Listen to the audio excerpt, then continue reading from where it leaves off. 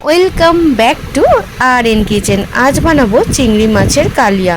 তো চিংড়ি মাছ পরিষ্কার করে ধুয়ে বেছে নিয়ে নুন হলুদ মাখিয়ে নিয়েছি। এবার কড়াইতে সর্ষের তেল গরম হয়ে গেছে, চিংড়ি মাছগুলো দিয়ে দিয়েছি। এবার এটা ফ্রাই করে নেবো। এটা হালকা ফ্রাই করব, বেশি ফ্রাই করলে শক্ত হয়ে যাবে।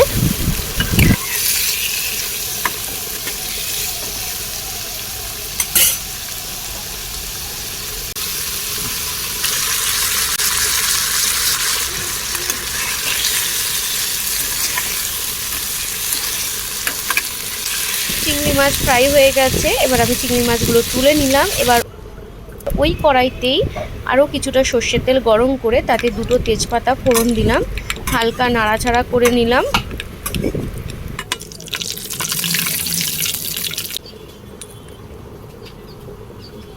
এরপর 2 চামচ পেঁয়াজ বাটা দিয়ে দিলাম।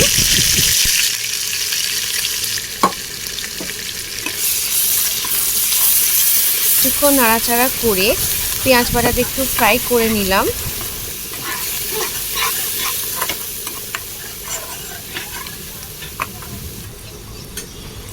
এরপর টমেটোটা দিয়ে দিলাম। টমেটো আর পেঁয়াজটা কিছুক্ষণ কষিয়ে নিলাম।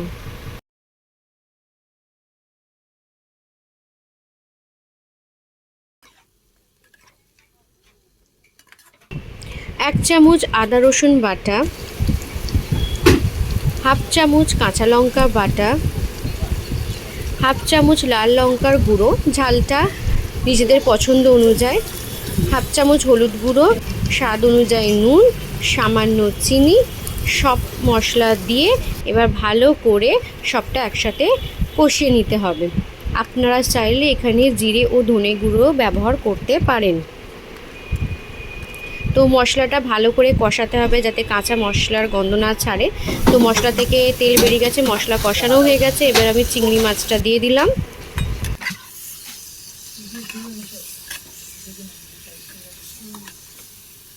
মশলার সাথে চিংড়ি মাছটা আমি লো ফ্লেমে ধীরে ধীরে কষাবো, এতে চিংড়ি মাছের কালিয়ার টেস্টটা খুব ভালো হয়।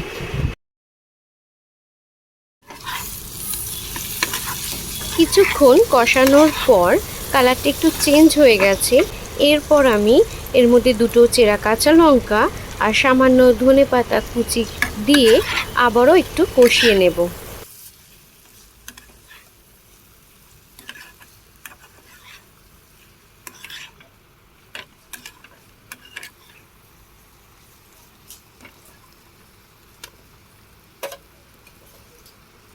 চিংড়ি মাছ কষানো হয়ে গেছে, এর মধ্যে এবার আমি হাফ কাপ জল দিলাম, দিয়ে সামান্য ফুটিয়ে মাখা মাখা হলেই রেডি হয়ে যাবে চিংড়ি মাছের কালিয়া।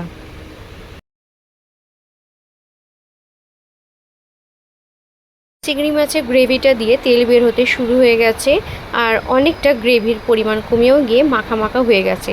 তো আমার চিংড়ি মাছের কালিয়াটা রেডি হয়ে গেছে, এবার আমি সার্ভ করে দিচ্ছি। এই চিংড়ি মাছের কালিয়া গরম গরম ভাতের সাথে খেতে অসাধারণ লাগে। আপনারাও বাড়িতে অবশ্যই ট্রাই করুন এই চিংড়ি মাছের কালিয়া। আমার এই চিংড়ি মাছের রেসিপিটা আপনাদের কেমন লাগলো?